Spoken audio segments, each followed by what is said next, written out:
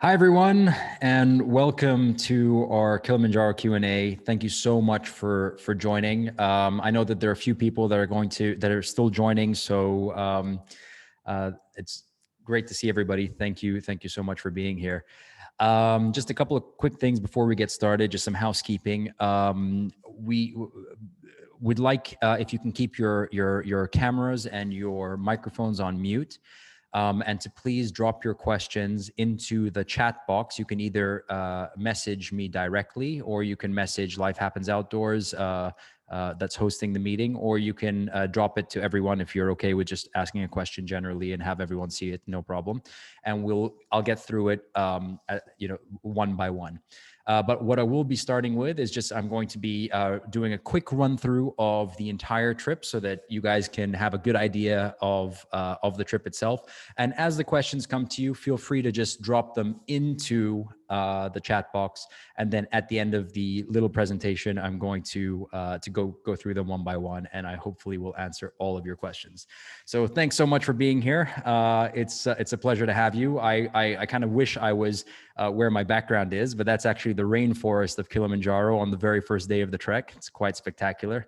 My name is Rami, by the way, and I'm a team leader with Life Happens Outdoors. I have 14 summits on the mountain, and this is probably one of my most spectacular experiences. I couldn't recommend it more to anyone. It's just one of the most transformative, most beautiful, most just spectacular experiences that anybody could ever have. And one of the things I always say about Kilimanjaro is that if you had to choose one adventure to go on in your life and that's it, you'll never go on another adventure again, it is actually this one.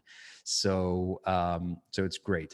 Right, I'm gonna jump right into the presentation. I don't want to take too long. I know that you guys have loads of questions, so please do feel free to drop them into the chat box.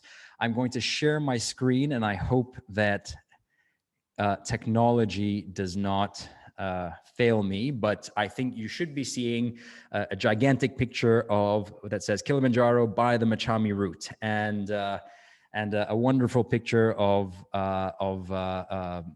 Roberto, who was on our last climb of Kilimanjaro, or trek of Kilimanjaro.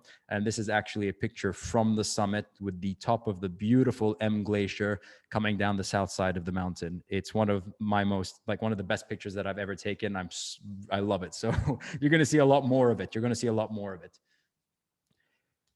Right. So here we go. So this is just a quick overview of the Machami route. It's courtesy of our friends at Google on Google Maps. It's just a really quick idea of of the route itself and what it does. It actually, so the mountain actually, we start on the east side, southwest side of the mountain. The trail goes along the south of the mountain and we go up the east side. So it's a really unique trail in the sense that we get to see the mountain from so many different angles and so many different sides. And this just makes it a little bit clearer so that everybody kind of knows where everything is. The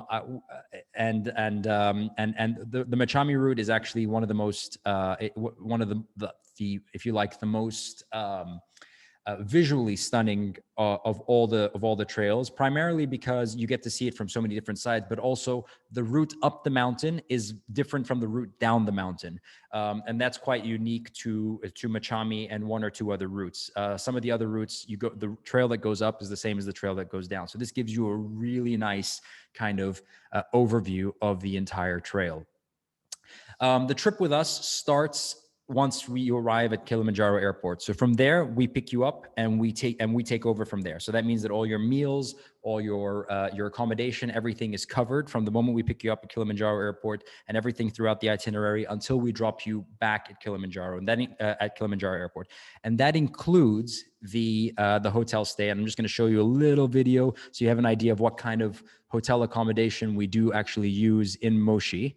Yeah, so here you go. Hopefully your internet can see it.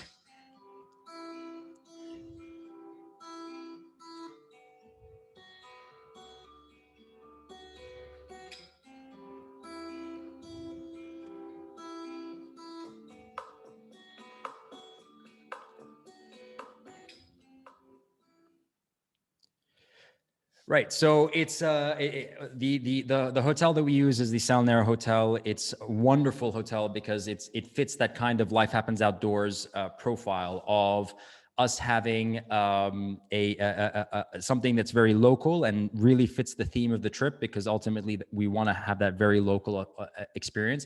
But at the same time, it's at a standard that is comfortable for us and familiar to us, and great for us to rest before we actually head out on the trail, and also when we come back from the trail. So that's a really important thing. Right. So getting straight into the trail, which is my fun part. Machami Camp. So day one is in the rainforest. It is one of the most spectacular days on the trail. And the great thing about the rainforest is we get to see it twice. We get to see it at the very beginning of the trail, and then we get to see it at the very end of the trail again. So in the rainforest, lots of opportunities to see animals. It's possible to see smaller marmots. It's possible to see some gazelles. It's also possible to see monkeys. And Kilimanjaro has something really interesting, which is called the Kilimanjaro blue-balled monkey. It literally has blue balls. It's crazy. You wouldn't imagine it until you see it. And it's a very kind of, it's a very lush, very green, very beautiful experience. It's a great start to the trail. We're starting very low altitude and we're winding our way through this very, very, very deep green rainforest as we start to make our way up towards Machami Camp, which in itself is already like at a respectable altitude of 3,000 meters, which is very, very high, higher than most mountains. So it's really, really high up already from the very first day. But of course, it's a nice gradual trail. It's great for acclimatization. And then we get up to Machami Camp, which is right on the edge of the rainforest, between the rainforest and the alpine zone. So two zones, two environmental zones that we get to see on the same day, which is quite something. And these are our orange marmot technical tents that we're very proud of. And from the very first day, so this is a picture of looking towards the glaciers all the way down from the rainforest, and actually from Machami Camp. So from the very first day, you can see that the visual experience is like beyond anything that I can possibly even begin to describe to you. It really is something, and these pictures don't do justice to what you actually get to see. Day two is up to Shira Camp. So we go from 3,000 to 3,900. We go up through the short grass vegetation, through the alpine zone and into the short grass vegetation zone. So it's completely new environment. Every day on Kilimanjaro, you'll see something completely new. And that's what's quite unique to this experience. And as you could see, on the previous days, we were in the rainforest and it was very lush. The trees were very high. Now the trees are getting shorter. They're looking more evergreen. The trail is not like, the soil is no longer that dark a rainforest soil. It starts to get lighter in color and a little bit more dusty, which is typical because it absorbs less rain as we start to head up. As you could see, the shorter the trees, the more spectacular the views, because we actually get to see off the mountain, which is really, really, really awesome. By the way, every single picture that you're seeing in this are pictures taken by us on our trips. So when we say that we take your photos as part of the trip, we don't mean we take your camera phone and snap shots of you. No, we mean we really want you to go walk away with things that will make this not just a memory, but something that you can look back on and show your friends and really, live the experience when you actually look at these photos again, because and again, like I said, it doesn't do it justice. As you can see, Shira Camp, completely different environment now. We're pretty much above the clouds. The rainforest is in the distance at the bottom. We're at 3,700 meters, which is quite high up. And you could see, and Shira is actually the name of one of the volcanoes. So Kilimanjaro is actually made up of 3 volcanoes: Shira, Kibu, and Mwenzi. The Shira volcano has actually collapsed, so it doesn't really look like a volcano anymore. Kibu is where the actual summit is, and that's the one that we're going to be trekking up. And here's also, of course, it's just, the picture kind of says what I'm trying to say a little bit better, I suppose, than I am. But really, photo opportunities on this trek are quite spectacular. Right. So next day is the first kind of, if you like, full day on the trek, because all previous days are kind of like half days. So going to Machami camp, we would have started a little bit later. Going to Shira camp, we usually finish a little bit earlier. From Shira to Barranco is what we call an acclimatize, like it's the acclimatization day of the trek, which is where we go up, if you could see, up to Lava Tower, which is, so the trail kind of bumps up and then goes back down. And that's because we are actually going to push ourselves to 4,600 meters in order to acclimatize. And acclimatizing is basically getting our body used to the high altitude environment. So we're actually triggering ourselves to acclimatize, and then we go back down to a lower altitude to Barranco. So this is actually a full day, but not to worry. Every single day on the trail, lunch is always going to be a nice hot lunch inside a tent. So we actually get our tents up ahead of us so that we can have a hot lunch in a nice sheltered environment before we head down to Barranco as well. So it's quite something. And here's kind of what you can expect. You can see the Kibu crater where the summit of Kilimanjaro sits at the very top over there in the distance. We are now walking through this short grass vegetation area as we get close to the Lava Tower, which is an alpine desert.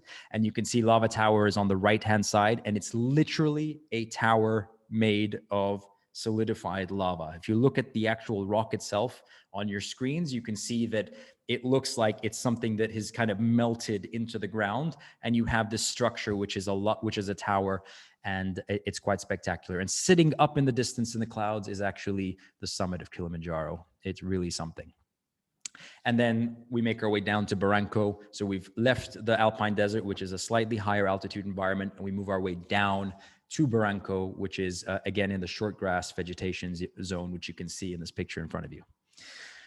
Barranco to Caranga is probably the most exciting day of the trail for most people, because we get to go up the Barranco Wall. The Barranco Wall is it's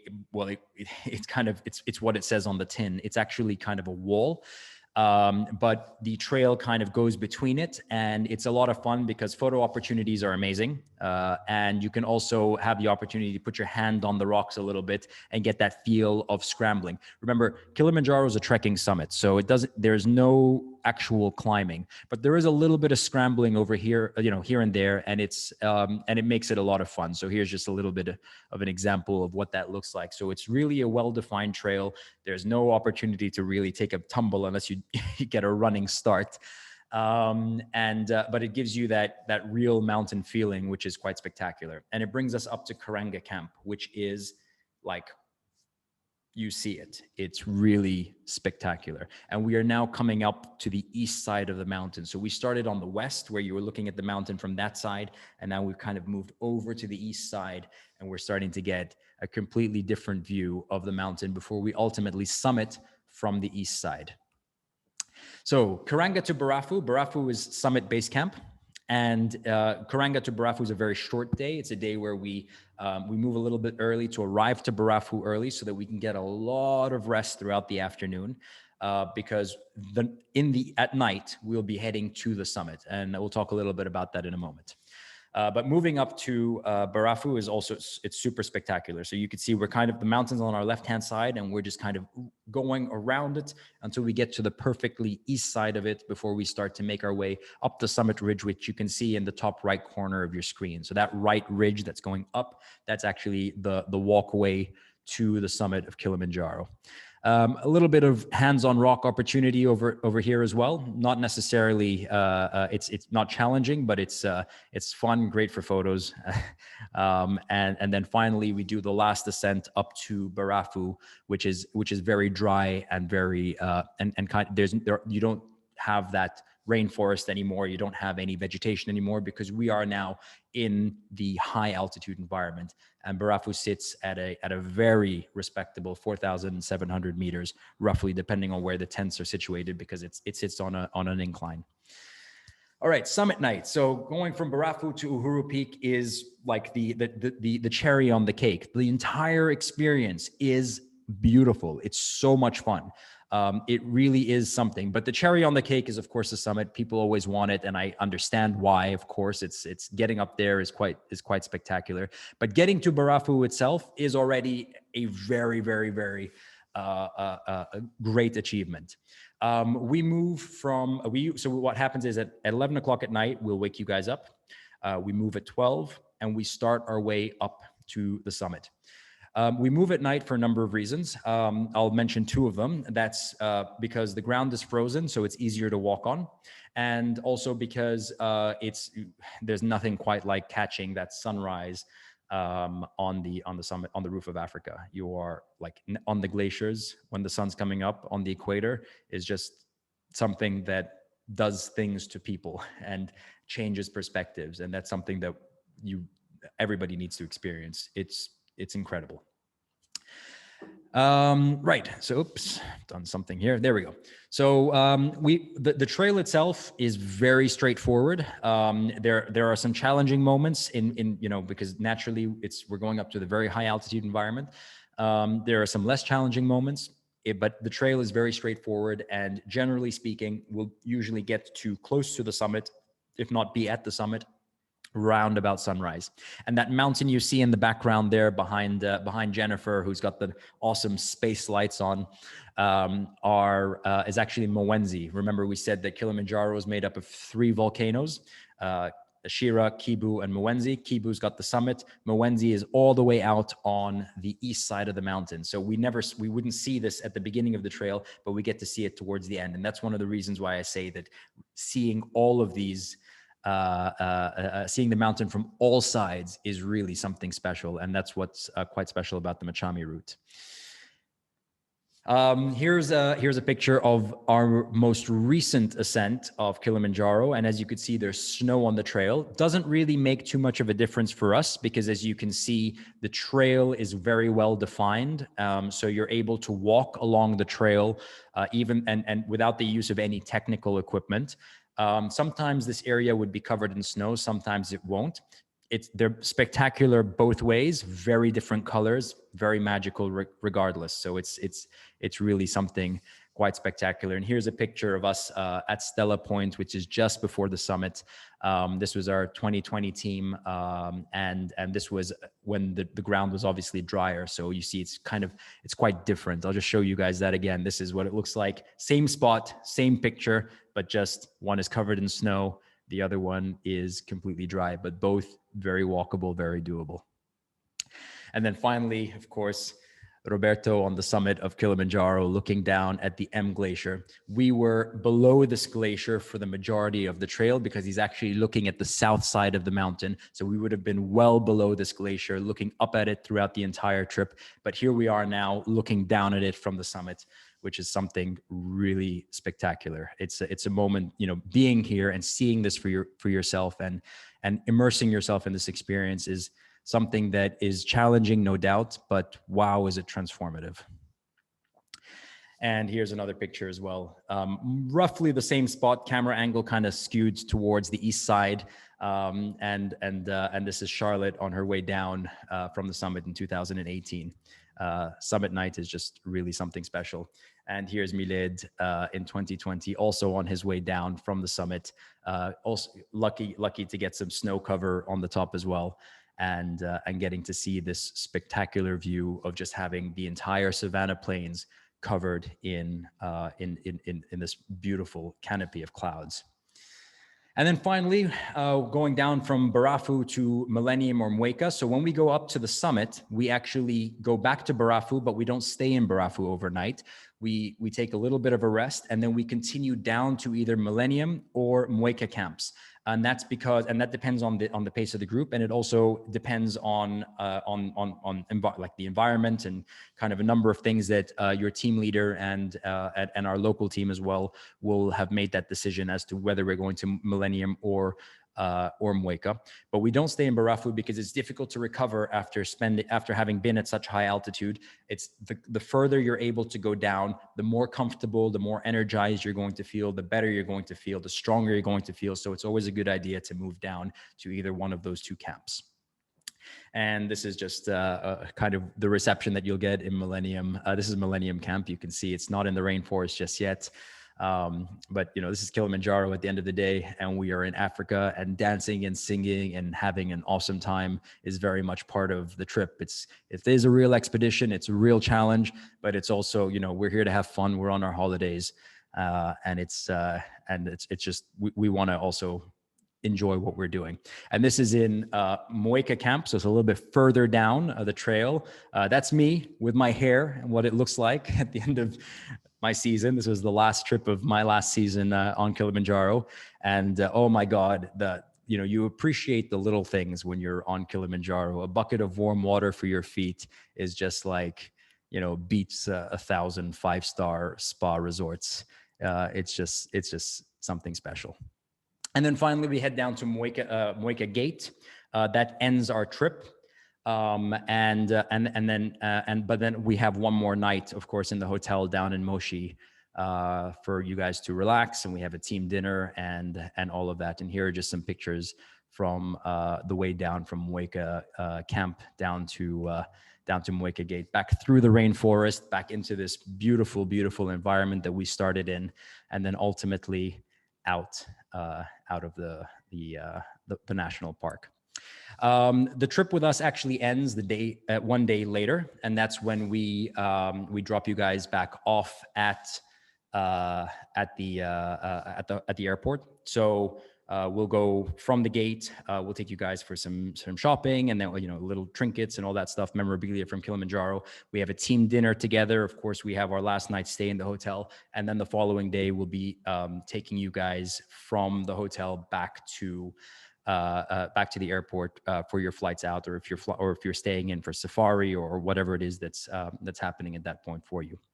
So with that being said, that's just a really quick overview. I'm sorry if it took a little bit longer than I intended, but I really want to give time to all of you to ask your questions so that we can kind of get into the crux of this. So please feel free to drop your questions into the chat box, okay? And I will go through them one by one, and you can either direct message it to me, or you can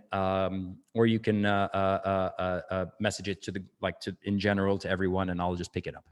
So got my first question over here. I'll read it out loud first. So I'm a first-time trekker. Can I join LHO on Kilimanjaro? The answer is you most definitely can.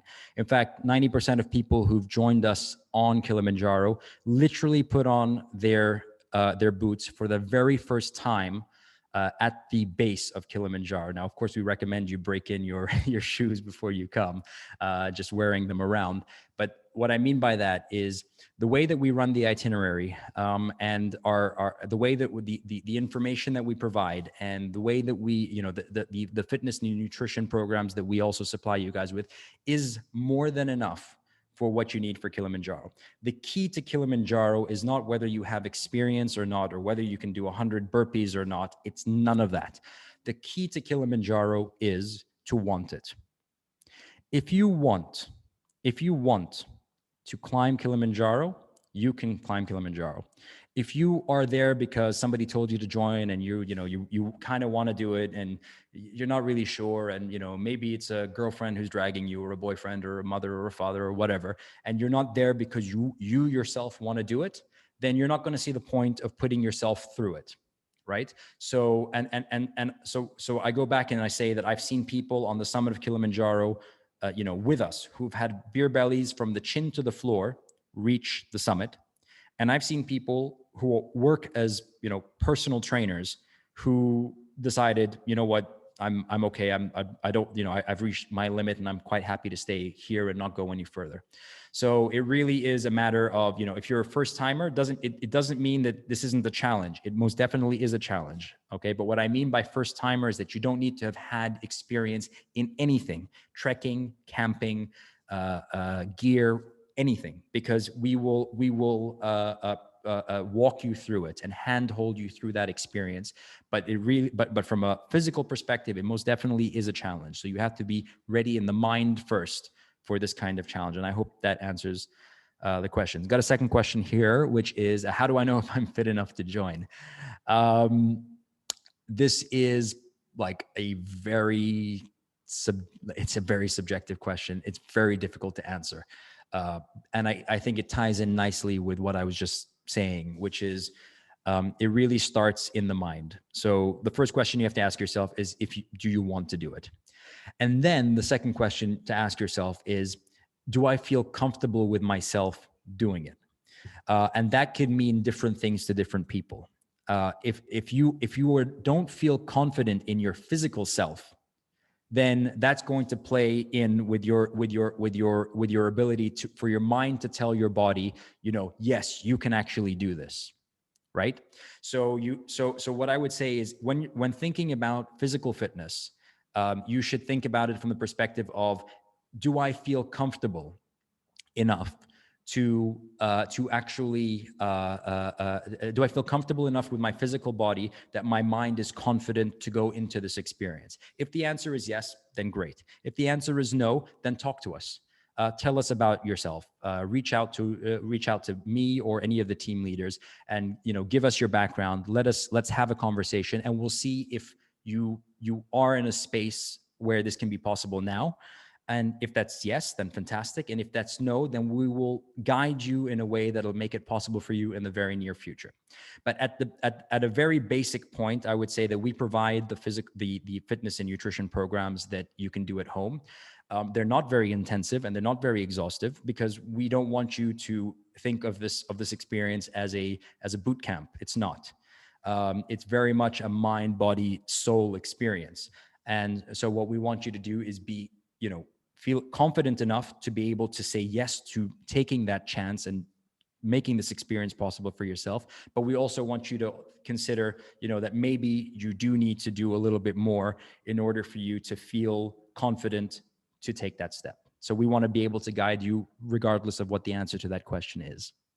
I hope that answers the question.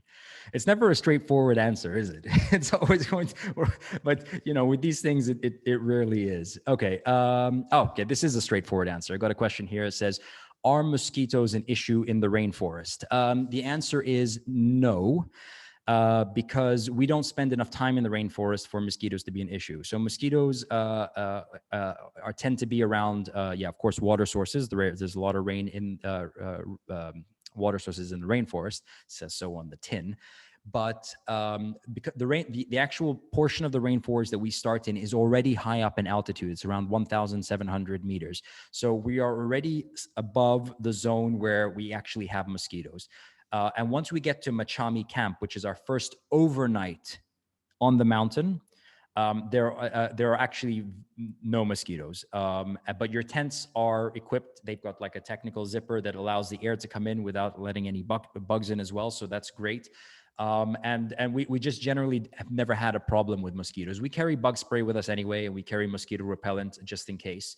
And it's very important for people to keep in mind that we are in sub-Saharan Africa and malaria is an issue. So make sure that you consult with your doctor about which malaria medication you should be taking during your time in sub-Saharan Africa. But this applies to any country in sub-Saharan Africa. So, and that's where mosquitoes would kind of factor in. But on the mountain itself, there are no mosquitoes.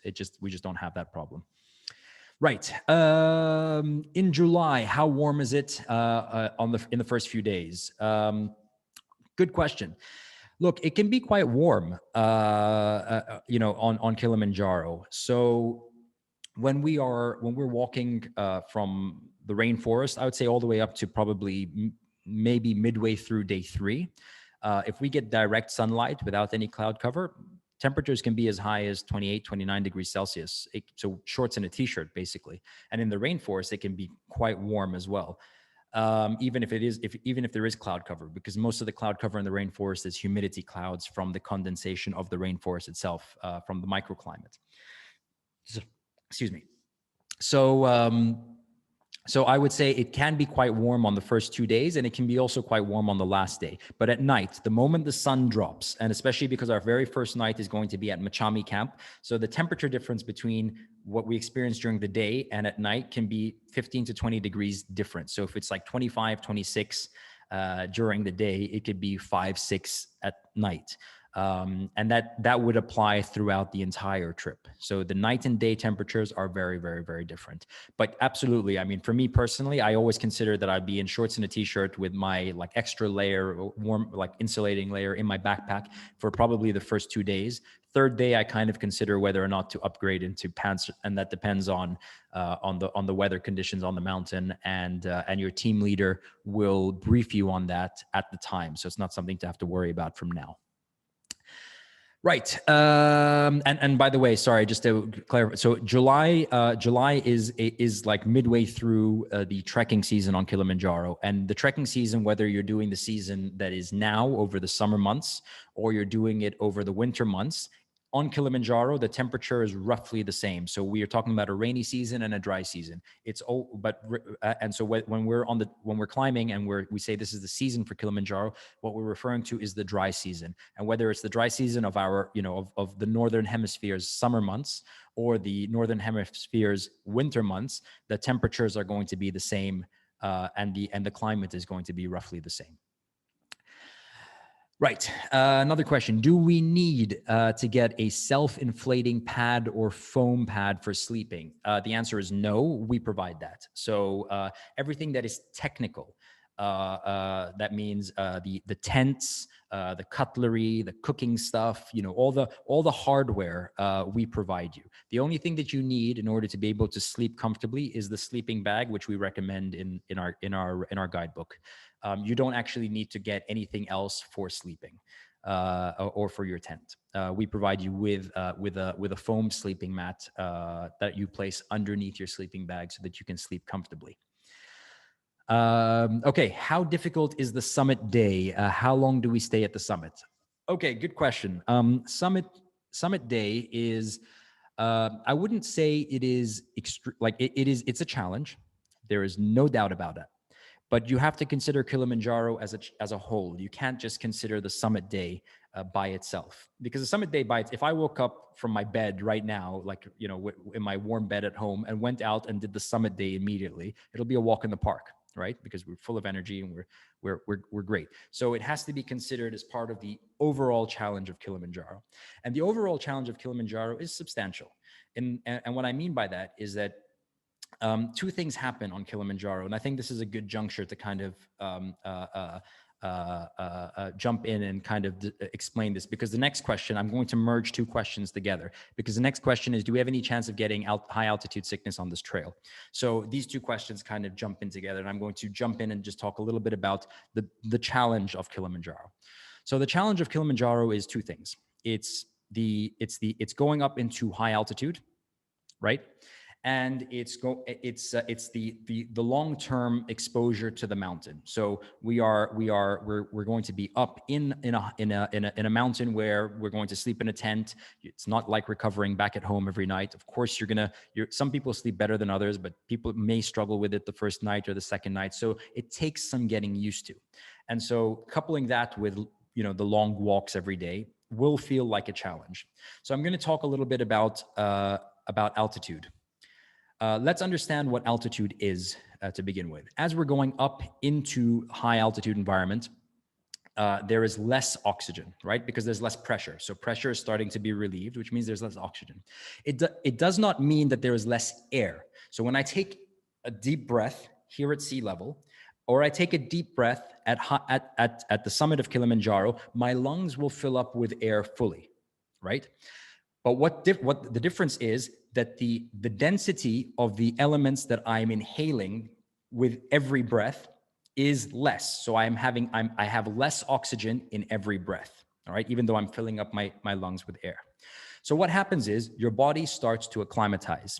What that means is it starts to produce more red blood cells in order to compensate for the less oxygen in the atmosphere, so that it can efficiently take this less oxygen around your body. So what happens is that your body starts to burn calories in order to produce red blood cells so that you can acclimatize, right? So your body is starting to become so you're burning more calories than usual, and your body is becoming saturated, your blood is becoming saturated with red blood cells. So the answer to acclimatization is to eat very, very well, on the mountain, even if you don't feel like you need to eat, because you need to compensate for the calories that are being burnt to produce the red blood cells.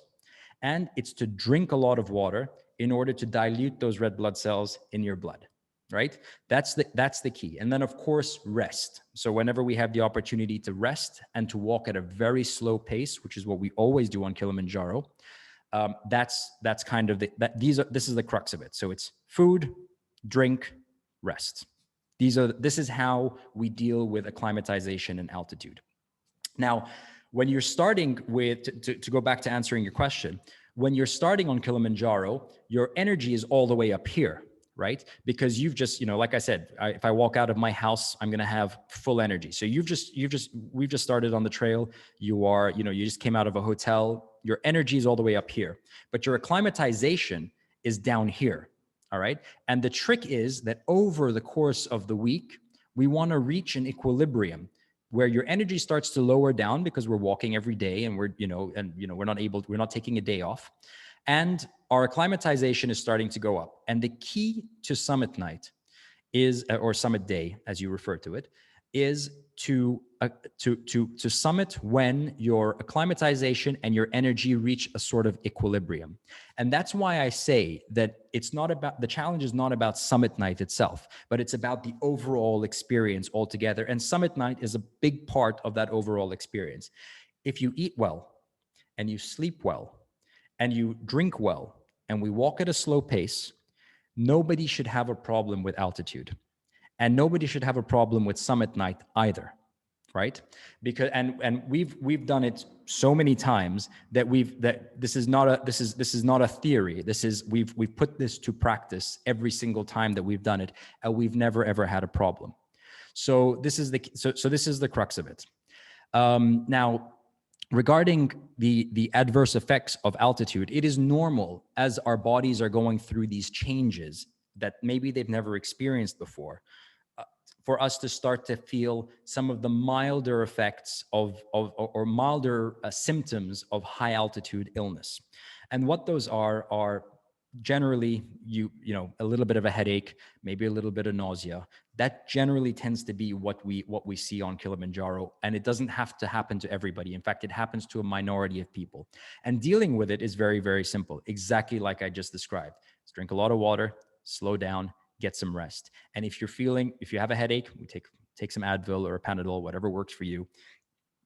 If you're feeling like you need to have, if you're feeling like you need to, let something out, we do it. Don't worry about it. Your team will manage, will give you electrolytes, will allow you to replenish, you'll recover, and you'll feel a lot better. And when we go to Lava Tower, which is what I was describing earlier, we go up for acclimatization, we're actually pushing your body to feel those symptoms so that it kicks your body into overdrive to acclimatize, so that you have that acclimatization for when we get to summit night. And that's why I go back and I say, it's not about answering whether summit night is a challenge. It's more to talk about the experience as a whole, because summit night can be a walk in the park. Like I said, if we were just to walk straight out from here and go straight to the summit. But of course, without acclimatization, that wouldn't be possible.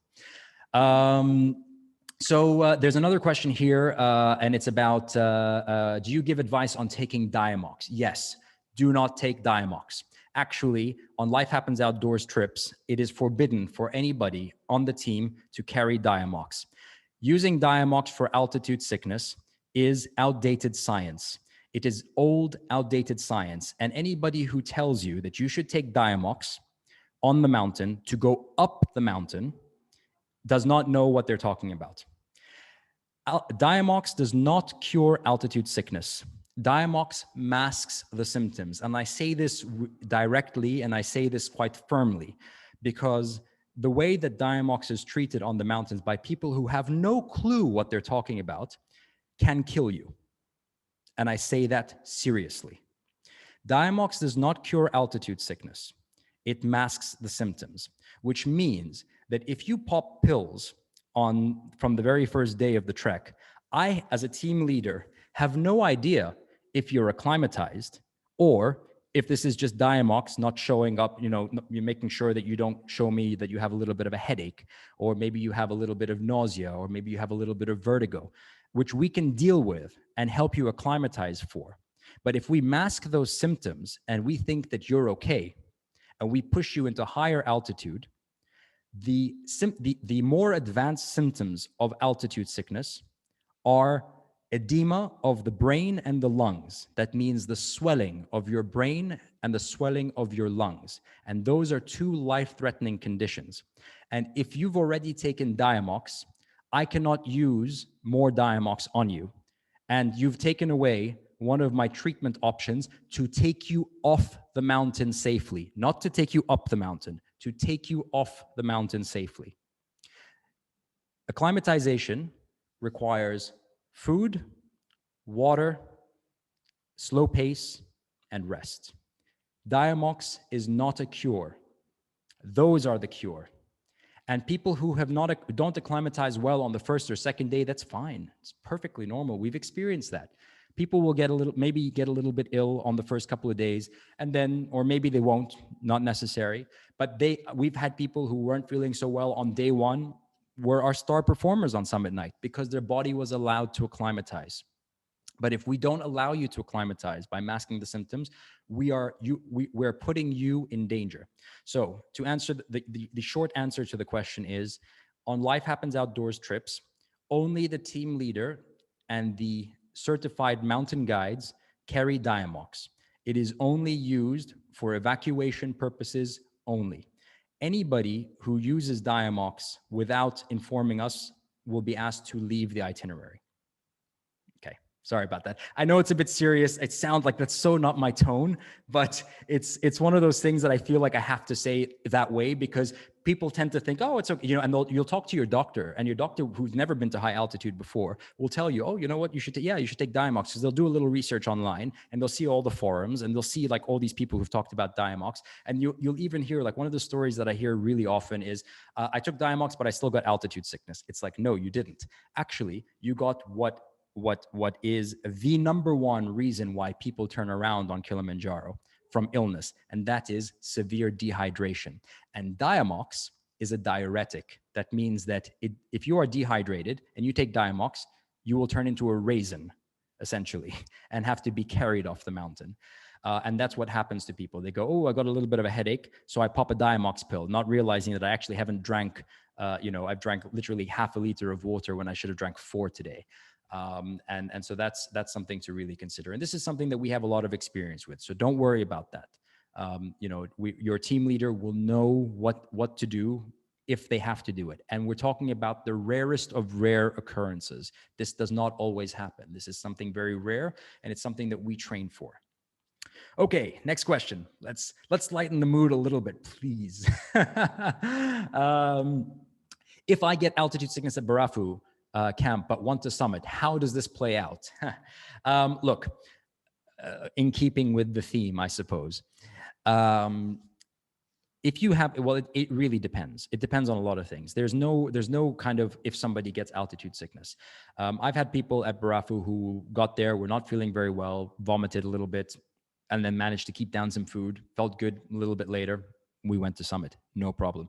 If you are safe to walk, if you first of all, if you want to go, because that's the first thing that has to matter. If you tell me, Rami, I'm happy here, I'm quite done, fine, sleep in Barafu. It's a wonderful night. And if you wake up at night, look up at the stars, because it's one of the most spectacular views you'll ever see in your life. But if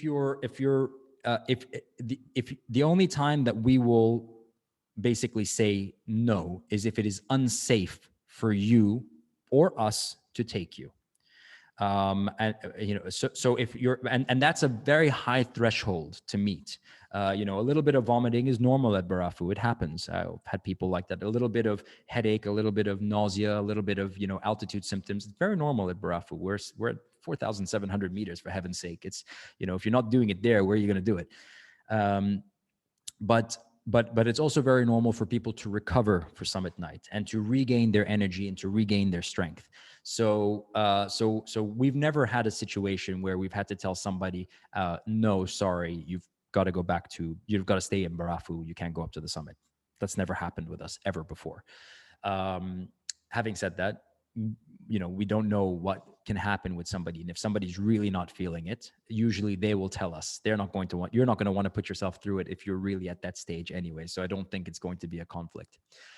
Where it has happened in the past is on the way up to the summit, where somebody's just really not okay. They're just really they're quite done. In which case, again, it's never been the case where it's not a mutual thing. We really set you up on this trail to never reach. You're never going to reach a point of conflict, because we want you to understand what you're going through, and we want you to be. We want you, and in giving you this information, you will never feel like we're doing something that you don't understand. You'll be a part of that decision-making process, because we're all adults and we're going on holiday at the end of the day. We don't want to hurt ourselves. You don't want to hurt us. We don't want to hurt you. We want everybody to be happy and to have a life-changing and spectacular experience. And sometimes that experience does include turning around. I know a lot of people who've had spectacular life-changing experiences. I'm one of them, who had to turn around at different points. I was just on Paldor Peak 2 weeks ago, not 2 weeks ago anymore, a month ago. And we turned around 200 meters from the summit, me and the whole team. And it was one of the most spectacular experiences that any of us have ever had. So turning around is not a bad thing. It's part of the experience. But like I said, it's if we ever get to that decision, if we ever have to, you would have gone through enough of an understanding on the mountain at the various stages to reach that conclusion by yourself. We wouldn't even have to tell you anything. I hope that answers your question. For malaria pills, should I consult with a doctor? Will this affect altitude sickness? No, malaria pills will not affect altitude sickness whatsoever. It is important for you to consult a doctor. We recommend obviously over the counter rather than prescription. There are lots of over-the-counter possibilities for malaria. You don't need something that invasive, because we're not going to be in malaria zones. And generally speaking, Tanzania is very good with malaria. It doesn't have a very high prevalence. So the chances of contracting it are very, very minimal, especially because we're spending such a limited amount of time in the zone, which is basically when we're at the hotel, where mosquitoes are an issue. So, but consult your doctor, and they will provide you what is best for you, and it does not interfere with altitude sickness at all. I take daily vitamin and mineral supplements. Should I bring those? If you take them daily, to bring them, no issues. Bring whatever it is that you feel comfortable with. And actually, I'm going to just on that note, I want to deviate very slightly for a second. I will get to the next question about snacks. It's a great idea. Like it's always, of course, you should bring snacks that you yourself enjoy. We provide you with meals. We also provide you with extra things here and there, but it's important for you when you're selecting the snacks that you want to bring with you to bring the things that you enjoy. Very often people go for they go to the pharmacy section, which they would never go to for snacks. And they go and they buy like all these high protein, vitamin rich, I don't know, kale protein thing that they've never ever tasted before in their life. And then they have it on Kilimanjaro. And, and yes, it does have like marginal benefits, but really what you want is to eat something that you enjoy. Because nothing tastes like, I remember I was on the summit of Kilimanjaro and on one of my most recent trips. And this guy had been saving this like chocolate bar for the summit. And he goes, "Oh, Rami, here, have a piece of chocolate bar, like of a chocolate bar." And I put it in my mouth. I take a bite and I like spray it out on the summit of Kilimanjaro. I'm like, "What is this?" And he's like, "It's 100% dark chocolate." I'm like, "It tastes like soil." Like, how could anybody eat this? So, you just if Haribo is your thing, get Haribo. If vitamin balls are your thing, get vitamin balls. But eat something that you are going, if Kit Kat is your thing, get Kit Kat. It's whatever it is that you enjoy eating, bring that, because ultimately what we want to get out of these things are, a little bit of sugar, a little bit of some carbs, and whatever little, everything that is in it is going to be good for you on the mountain. Let's just put it that way. All right. And sugar is super important on the mountain. Right. Next question. Can we talk to a female leader to ask questions about menstruation on the trek? Absolutely, you can. We've got two amazing leaders at Life Happens Outdoors who are female, and they are kicking ass on all the trails. We've got Rida and we've got Minna, and they are both they're both available at any time to answer any questions you have. about that. I would not be able to answer too many questions because well, yes. So but just so that you are aware, we do carry, as team leaders, we have a little menstruation kit, because we know that sometimes when you're in an environment that's new, or where there's a little bit of stress, or maybe something is a little bit different, sometimes that might induce a cycle that is normally not like unexpected. It has happened before. So we have, as part of our kit, we've got a set, like a little kit, to be able to assist you with that if ever that was an issue. But to speak to somebody about that specifically, I'm going to leave that to Minna and to Rida to do that. And if you don't mind dropping us a quick email at the end of this session, we can put you in direct contact with Minna or Rida, and you can ask your questions on WhatsApp or by email, and they're very happy to answer. We can even arrange a call between you and them, no problem.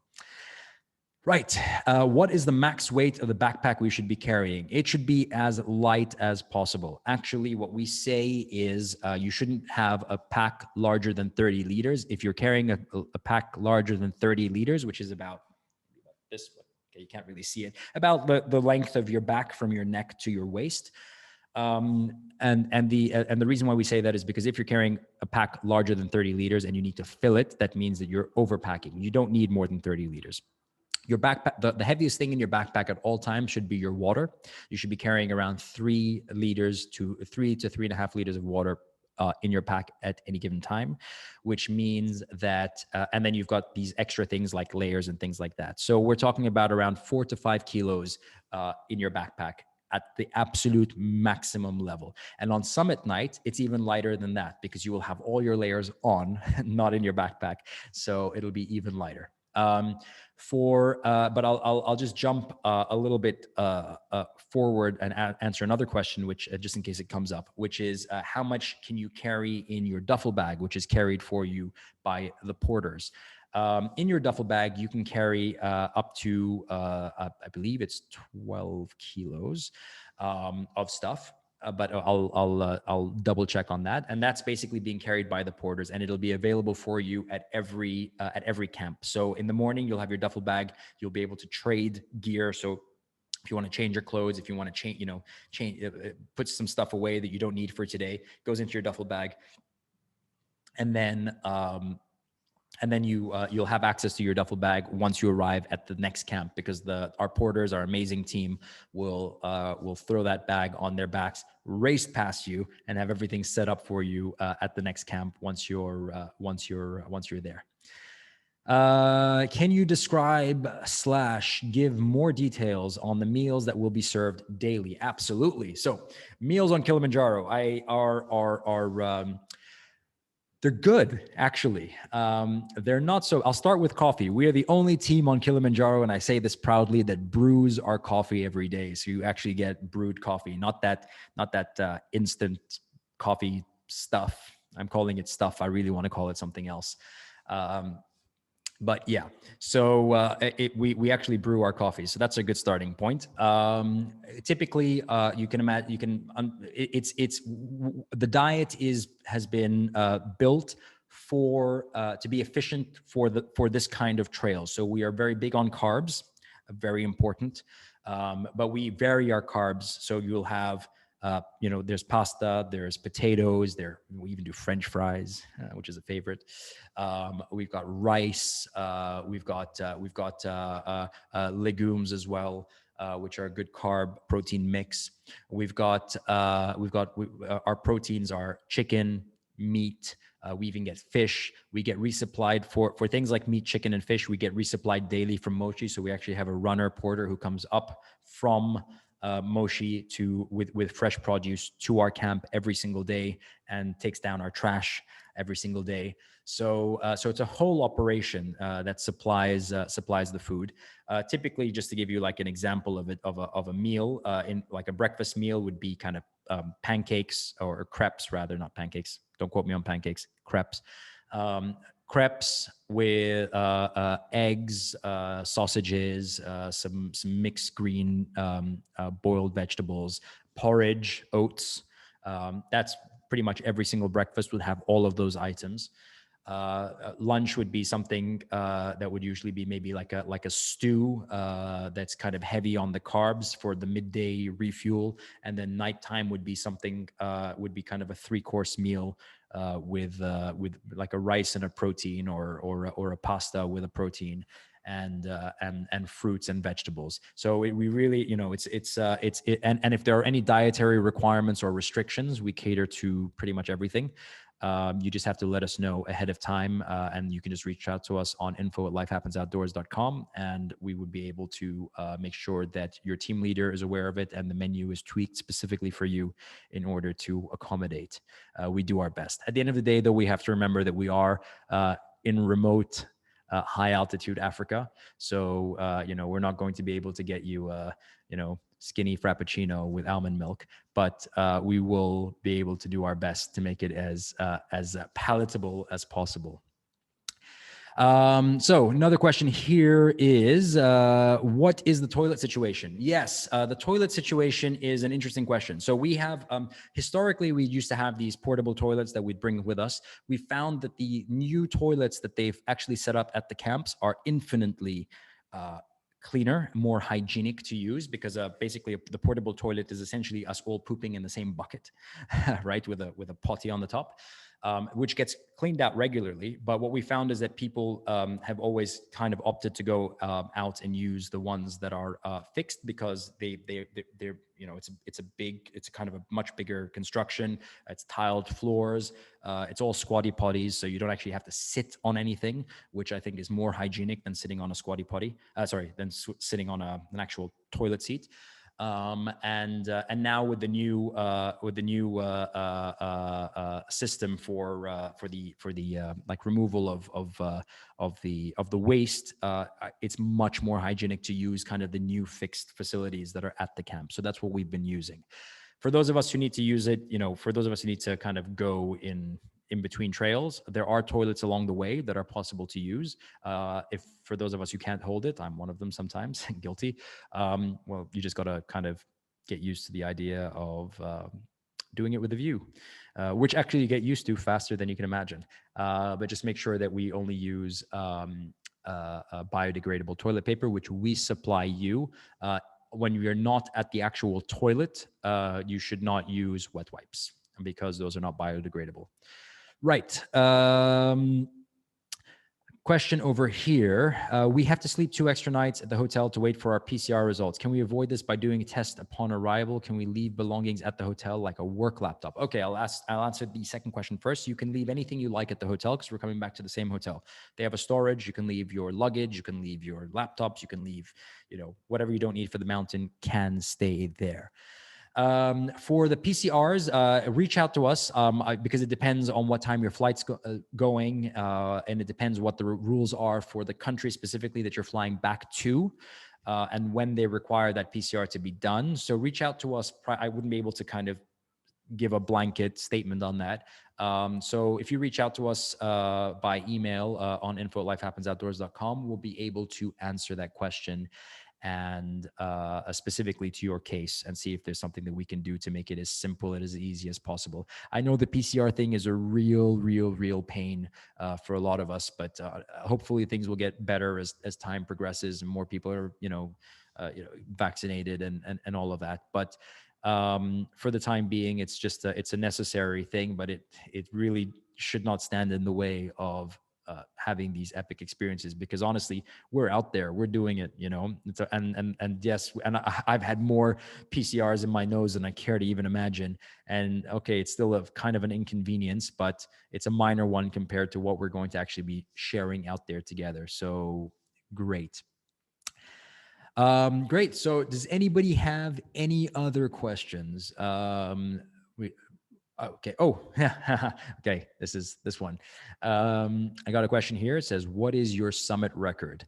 I have an article called, we don't, I forgot what it's called. Something along the lines of, why Life Happens Outdoors doesn't keep summit records, and neither should you. And the reason why I don't care much for summit records, is because if I only accept top tier athletes who are able to do a minimum number of burpees and kind of, and turn this into a boot camp, yeah, I'll get 100 out of 100, no problem. That would be easy. But I don't do that. And we're not interested in that. What we're interested in doing is having people experience the mountain.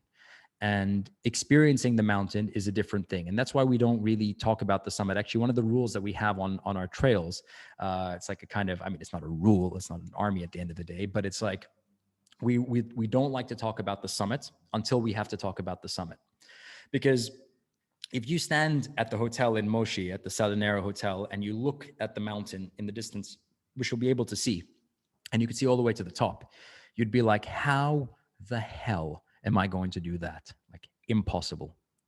But if we break it down into small steps, day 1, just arrive. Day 2, it's a nice walk through the rainforest. Day 3, it's beautiful views to Shira. Day 4, we go to Lava Tower, experience that acclimatization, go down to Barranco, big day, big challenge, recover. Day 5, go to Karanga, short day, great photo opportunities. Day 6, Barafu, another short day, spend most of the day sleeping. Day 7, we're on the summit and we won't even know how we got there. We won't even understand how we got there. So when we break it down into small little steps, it's possible. It really is possible for everybody. So what I would say when coming to Kilimanjaro is forget about the summit. Forget about making the summit the experience, because it isn't. The rainforest is the experience. So is the short grass vegetation zone. So is the alpine desert that looks like Mars. So is the dinners that we're going to spend together, and the laughs that we're going to have, and the conversations that we're going to share, and the friends that we're going to make. And that is Kilimanjaro. So I don't care about the summit record. Other people do. And if that's something that's important to somebody to, feel like that's what it's all about, then, there are other groups out there that will take you down that route. That's not going to be us. Are there any other questions before we kind of wrap up? I know some people got in a little bit late. Not to worry. This session is being recorded. So what we'll do is we'll send you the recording of the session so that by email, so that you can watch it from the very beginning. Because we actually started with an overview and we showed you some pictures, took you through a brief video as well, so you could see a little bit more rather than just hear my voice about it. But Kilimanjaro is actually one of the most beautiful experiences that you can ever immerse yourself in. We've had so much experience on this mountain. I myself, as a team leader, have been up there 14 times, and every single time has been completely different. And it's largely because of you guys, because everybody brings something new to that experience and brings something new to this mountain, and changes our perspectives on the same trail every single time. As much as I talk about it, it really is not going to do justice to the experience itself. So if you're thinking about it, and you're thinking about it seriously, I would say don't hesitate. Just go for it. You're not going to know until you go. So take that step, make it happen. It's our pleasure to be a part of that experience, and it's our pleasure to guide you. Even if it isn't right, if it isn't right for you right now, but to guide you along the way to make an experience like this for you in the very near future, because we believe very strongly that every single one of us can have a transformative experience in the outdoors, and Kilimanjaro is absolutely a place for those experiences. So on that note, and seeing as there are no more questions, I'm going to wrap up here, and I want to thank you all for joining me today, and for joining the team at Life Happens Outdoors, who are also on the call. And I want to wish you a wonderful experience, whether it's with us or whether it's with anybody else. And to let you know that if you have any questions at any time, please don't hesitate to reach out to us. We will be honest with you. That you can take to the bank. We will be honest with you with our answers, and we will bring our experience to you and enable that to inform the information that we provide you. And I really do look forward to hopefully greeting you in Moshi or on one of our other experiences in the very near future. Have a wonderful day, everybody. And we will be sending this to you by email so that you can rewatch it for those of you who missed the very beginning. Take care and thanks a lot.